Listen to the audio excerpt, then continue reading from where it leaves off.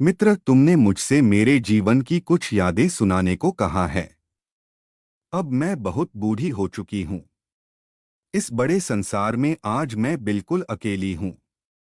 न कोई अपना बचा है और न ही कोई संतान। इसलिए अब अपने जीवन की कुछ गुप्त बातों को बताने में मुझे कोई डर नहीं है। लेकिन तुमसे एक वचन चाहती हूँ, कभी भी मेरा असली नाम किसी के सामने मत बताना। जब मैं जवान थी, तब मैं बहुत सुंदर थी। मेरे जीवन में प्रेम का बहुत महत्व रहा है। जिस तरह मनुष्य को जीने के लिए हवा की जरूरत होती है, उसी तरह मेरे दिल को भी जीवित रहने के लिए प्रेम की जरूरत थी। बिना प्रेम के जीवन मुझे कभी अच्छा नहीं लगता था।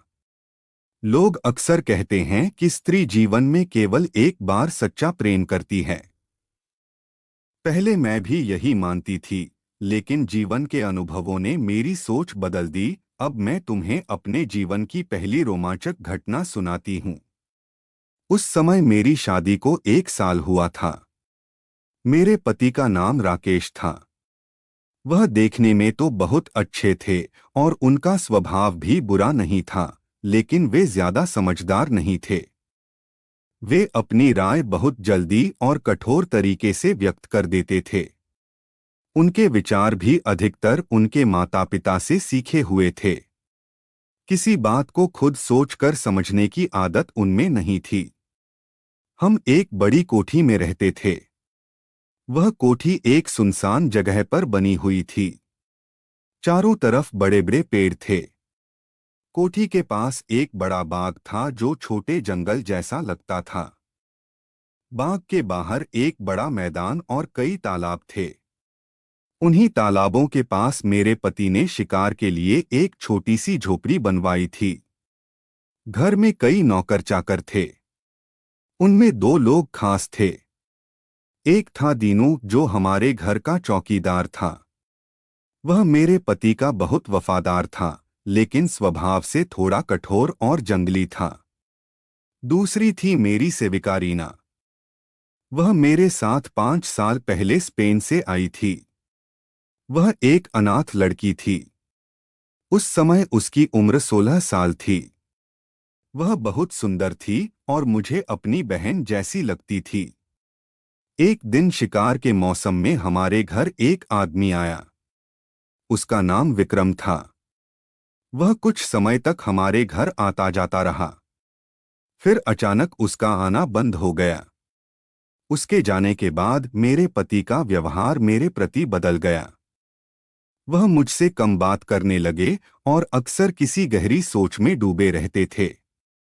कुछ दिनों बाद मुझे एक अजीब बात महसूस होने लगी। रात में अक्सर मेरे कमरे के बाहर किसी के पैरों की आहट सुनाई देती थी। ऐसा लगता था जैसे कोई चुपचाप मेरे कमरे के पास आता है और फिर लौट जाता है। मैंने यह बात अपने पति को बताई। उन्होंने कहा, वह कुछ नहीं है, शायद चौकीदार दीनू होगा। एक शाम मेरे पति बहुत खुश दिखाई दे रहे थे। उन्होंने मुस्कराकर कहा, क्या तुम आज मेरे साथ शिकार पर चलोगी?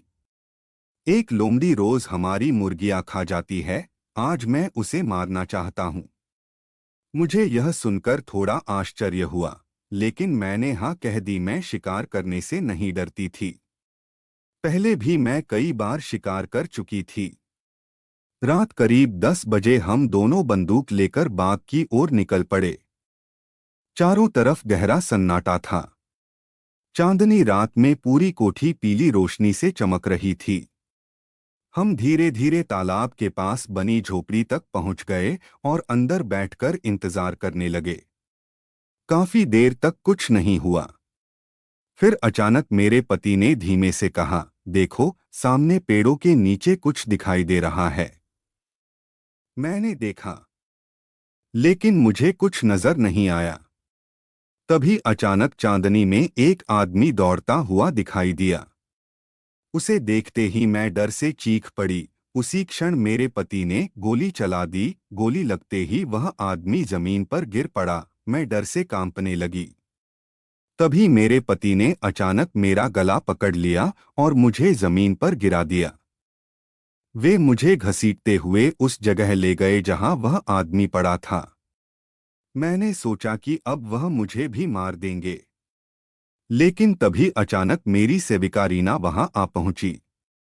वह एक जंगली बिल्ली की तरह मेरे पति पर टूट पड़ी। उसने उनके चेहरे को नाखूनों से खरोंच दिया। फिर वह उस मरे हुए आदमी के पास गई और उसे गले लगाकर जोर जोर से रोने लगी। तभी मेरे पति को सच्चाई समझ में आई। उन्होंने मेरे पैरों में गिरकर कहा, मुझे माफ कर दो, मैंने तुम पर शक किया था। मुझे लगा था कि यह आदमी तुमसे मिलने आता है, लेकिन असल में यह रीना का प्रेमी था और वह हमारा चौकीदार दीनू था। मैंने देखा रीना अपने प्रेमी की लाश से लिपटकर रो रही थी। उस दिन मुझे अपने पति की संदेह भरी और कठोर प्रकृति का असली चेहरा दिखाई दिया। और उसी दिन मैंने मन ही मन निश्चय कर लिया कि मैं ऐसे संदेह करने वाले और कठोर हृदय वाले पति से बदला जरूर लूंगी। रीना अपने प्रेमी दीनू की लाश से लिपटकर रोती रही। उसकी चीखें सुनकर ऐसा लगता था मानो पूरा जंगल भी दुखी हो गया हो। मेरे पति राकेश के चेहरे का रंग उड़ चुका था। वह बार बार मेरे पैरों पर गिरकर माफी मांग रहे थे। मुझे माफ कर दो, मैंने तुम पर शक किया। मुझे लगा था कि कोई आदमी रात में तुमसे मिलने आता है, इसलिए मैंने जाल बिछाया। लेकिन मैंने तो रीना के प्रेमी को मार डाला। उनकी आवाज कांप रही थी। मैं कुछ नहीं बोली। मेरा दिल पत्थर की तरह कठोर हो गया था। उस रात मैंने पहली बार महसूस किया कि शक इंसान को अंधा बना देता है। कुछ दिनों बाद दीनू का अंतिम संस्कार कर दिया गया। रीना का दुख असहनीय था। वह कई दिनों तक खाना भी नहीं खा पाई।